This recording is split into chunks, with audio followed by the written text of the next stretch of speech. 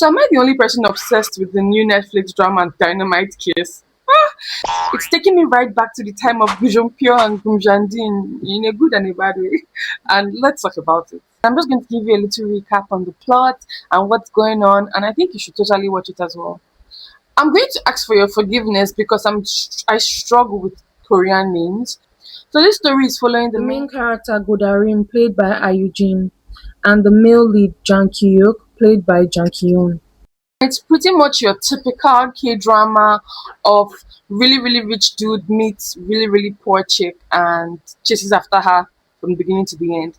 Now, before I go in, I am obsessed with the premise. I super get tired of stories of men being like not knowing what they want. Me, I love me a man who knows what he wants. Like, you love me, nigga, tell me, don't even play. Like, so I really, really love this character, just to put this out there. So this story is about this girl who basically she's in her 30s and she's never been able to land a job because she just wasn't able to get one for different reasons. I didn't even know Korea was like this. How can somebody tell you that they are not going to hire you because you don't have a dad? That doesn't even make any sense. The dad didn't run away, he died. Like, I don't I don't understand. I don't And the thing that confuses me is that, oh, she wasn't able to get a job, but was her younger sister able to get a job? Because it's like the younger sister also doesn't have a dad. So I don't get it.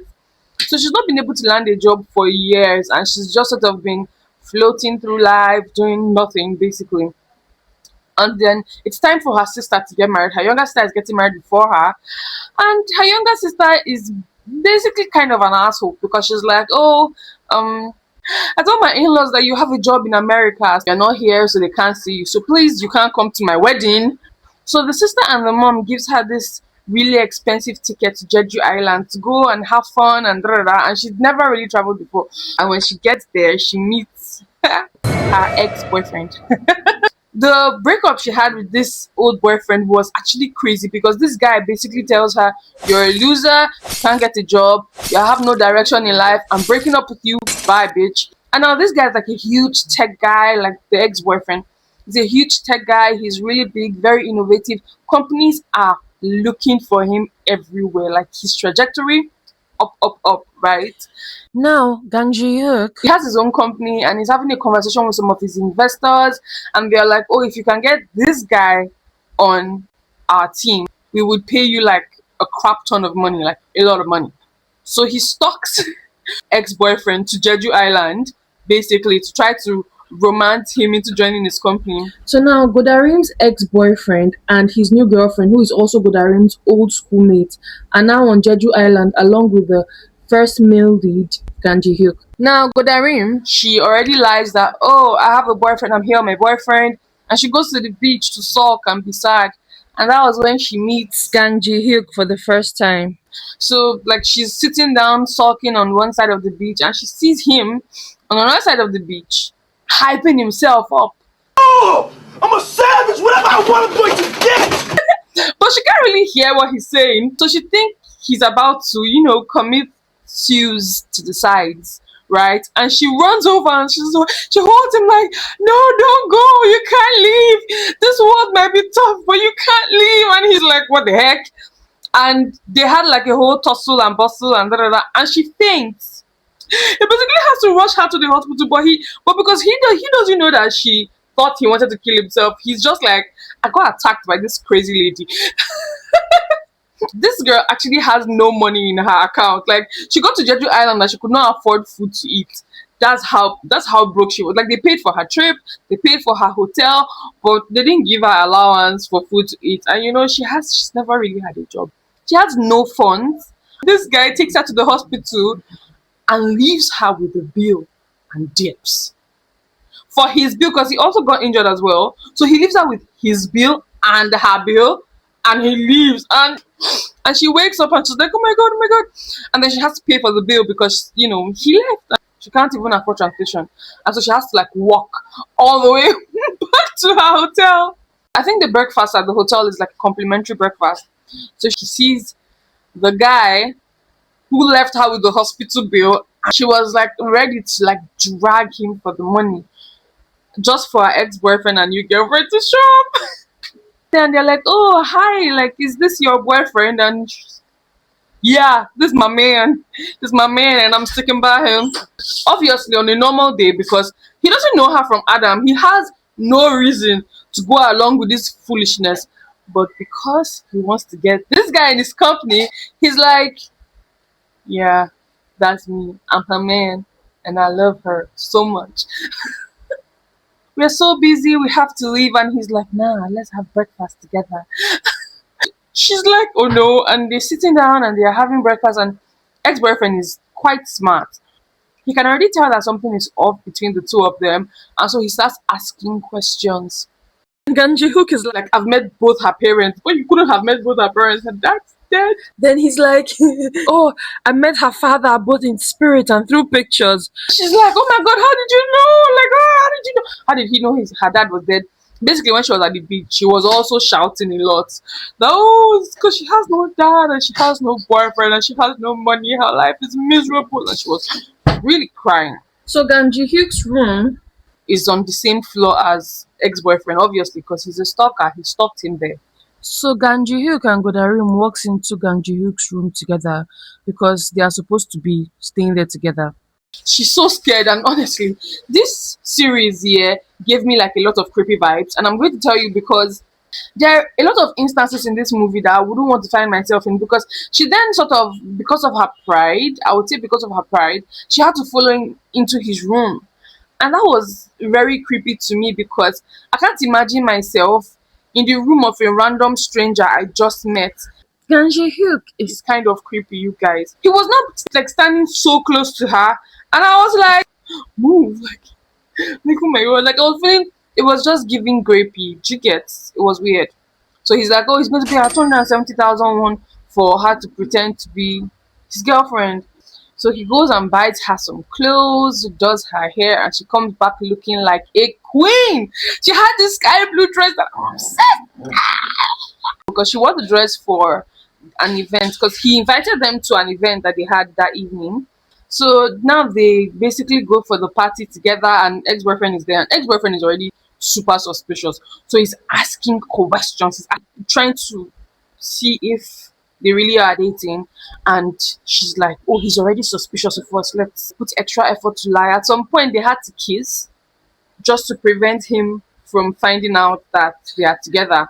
And when they kiss, Jan Hee-juk realizes that there is something special between them. And so they go into the hall again to continue the party. Ex-boyfriend then realizes, oh, like he's a crazy, possessive person, and he sees her, he's like, "I know you want me. It's not a feeling you're trying to hide." And she stands her ground like, "No, you did not value me. And now I've met somebody that values me, so take a hike." And so he's trying to like force himself on her. Main Millie comes, clocks him, you know. It's a K drama. He has to save her.